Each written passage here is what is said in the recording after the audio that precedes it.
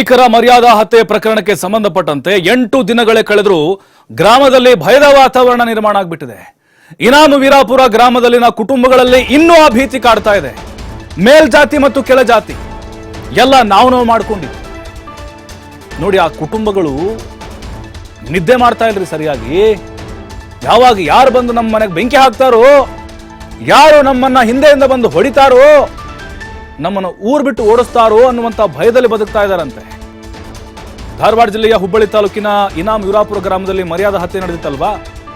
ಆ ಕೊಲೆಗಾರ ಅಪ್ಪ ಮಗಳನ್ನ ಯಾವ ರೀತಿ ಬರ್ಬರವಾಗಿ ಕೊಡ್ಲಿಂದ ಕೊಚ್ಚಿ ಕೊಂದಿದ್ದ ಗರ್ಭಿಣಿಯನ್ನ. ಊರೇ ಬಿಟ್ಟು ಹೋಗುವಂತಹ ಭೀತಿಯಲ್ಲಿ ಕೆಲ ಕುಟುಂಬಗಳಿದಾವೆ. ಇನ್ನು ಧೈರ್ಯ ತುಂಬುವ ಕೆಲಸ ಮಾಡ್ತಿರೋ ಜಿಲ್ಲಾಡಳಿತ ಅಧಿಕಾರಿಗಳು ಏನ್ರಿ ಮಾಡ್ತಿದ್ರಿ? ನಿಮಗೆಲ್ಲ ಅನುಭವ ಆಗಿದ್ರೆ ಗೊತ್ತಾಗ್ತಿತ್ತು. ಇನ್ನು ಗ್ರಾಮೀಣ ಪ್ರದೇಶಗಳಲ್ಲಿ ಅವನು ದಲಿತ, ಅವನ್ ಮೇಲ್ವರ್ಗದವನು, ಅವನ್ ಕೀಳ್ ಜಾತಿ, ಮೇಲ್ಜಾತಿ ಅನ್ನುವಂತಹ ಆ ಬಾಂಧವ್ಯ ಇಲ್ಲ ರೀ. ಅಂದ್ರೆ ಆ ಸೌಹಾರ್ದಯುತವಾಗಿ ಬದುಕುವಂತಹ ವ್ಯವಸ್ಥೆ ಇಲ್ಲ.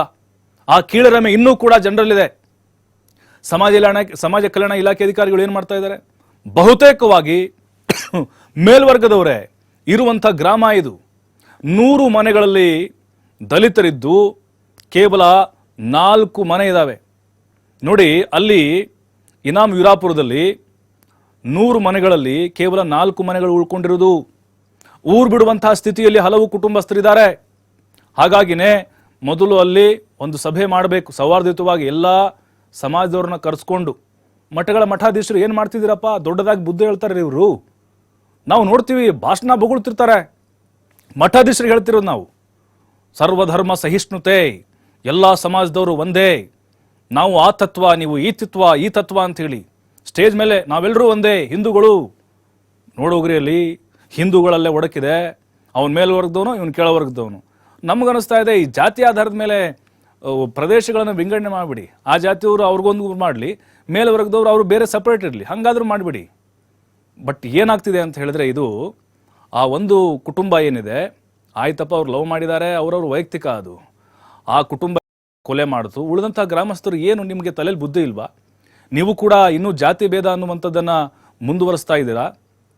ಈಗ ಆಸ್ಪತ್ರೆಗೆ ಹೋಗಿರ್ತೀರಿ, ಅಲ್ಲಿ ವೈದ್ಯರು ಯಾರು, ನರ್ಸ್ ಯಾರು, ನಿಮ್ಗೆ ಆಪರೇಷನ್ ಮಾಡಿದ್ರು ಯಾರು, ಅಲ್ಲಿ ಡೆಲಿವರಿ ಮಾಡಿದ್ರು ಯಾರು ಅಂತ ಜಾತಿ ನೋಡ್ತೀರ ನೀವು. ಹಾಗಾದರೆ ಅಲ್ಲಿ ಕೀಳ್ ಜಾತಿಯವರು ಅಂತ ನೀವು, ನಮ್ಗೆ ಬೇಡಪ್ಪ ಮಗುನ ಡೆಲಿವರಿ ಮಾಡಿಸಿದ್ದು ಕೀಳ್ ಜಾತಿಯವರು ಅಂತ ಯಾರಾದರೂ ಬಿಟ್ಟು ಬಂದಿರಾ ಮೇಲ್ವರ್ಗದವರು? ಹಾಗಾಗಿನೇ ಮೊದಲು ಜನರು ಬದಲಾಗಬೇಕು. ಅಧಿಕಾರಿಗಳು ಬರ್ತಾರೆ, ಸಭೆ ಮಾಡ್ತಾರೆ, ಹೋಗ್ತಾರೆ. ಅವ್ರವ್ರಿಗೆ ಗೊತ್ತಾಗಬೇಕು ನಾವು ಯಾವ ವ್ಯವಸ್ಥೆಯಲ್ಲಿ ಬದುಕ್ತಾ ಇದ್ದೀವಿ ಅಂತೇಳಿ.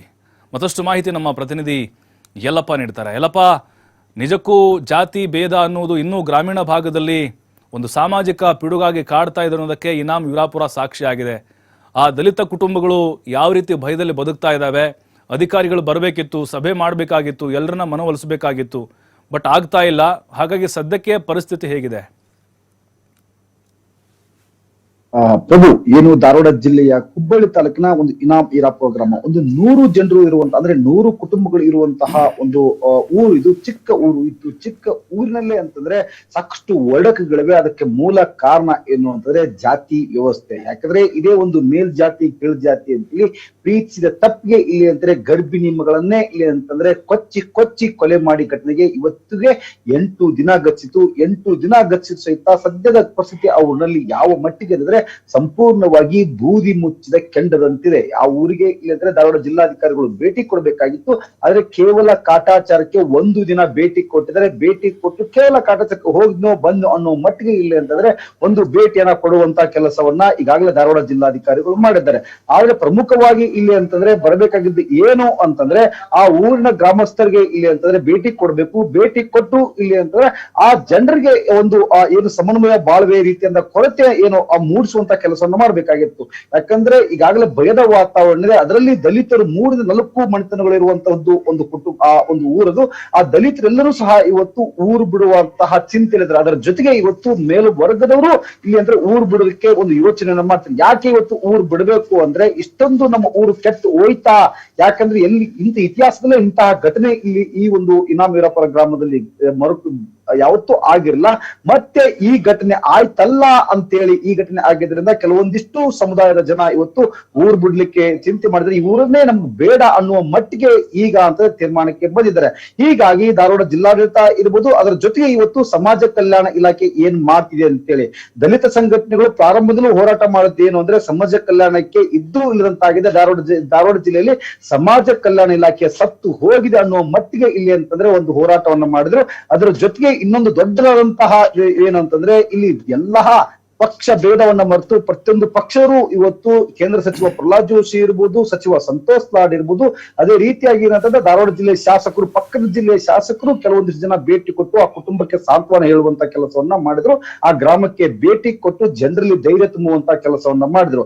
ಆದ್ರೆ ಪ್ರಮುಖವಾಗಿ ಮಾಡಬೇಕಾಗಿದ್ದು ಕೆಲಸ ಯಾವುದು ಅಂದ್ರೆ ಸಮಾಜ ಇಲಾಖೆಯ ಸಚಿವರಾದಂತಹ ಎಚ್.ಸಿ. ಮಾದೇಪ್ಪ ಅವರು ಈ ಘಟನೆ ಸಂಪಟ್ಟಿಗೆ ಎಲ್ಲಿಯೂ ಸಹಿತ ಮಾಧ್ಯಮಗಳೊಂದೇ ಮಾತನಾಡಿಲ್ಲ, ಈ ಘಟನೆಯನ್ನ ಖಂಡಿಸಿಲ್ಲ. ಅದರ ಜೊತೆಗೆ ಇಲ್ಲಿ ಅಂತಂದ್ರೆ ಆ ಕುಟುಂಬದವರಿಗೆ ಸಾಂತ್ವನ ಹೇಳಿಕೂ ಬಂದಿಲ್ಲ, ಆ ಗ್ರಾಮಕ್ಕೆ ಭೇಟಿ ಕೊಟ್ಟಿಲ್ಲ. ಹೀಗಾಗಿ ಈ ಹಿಂದುಳಿದ ವರ್ಗ ಅಂದ್ರೆ ಅದರಲ್ಲಿ ಮೇಲ್ಜಾತಿ ಕೀಳ್ಜಾತಿ, ಈ ಕೀಳ್ಜಾತಿಗೆ ಅಲ್ಲಿ ಒಳಪಡೋದು ಇದೇ ಒಂದು ಸಮಾಜ ಕಲ್ಯಾಣ ಇಲಾಖೆ ವ್ಯಾಪ್ತಿಗೆ ಬರುತ್ತೆ.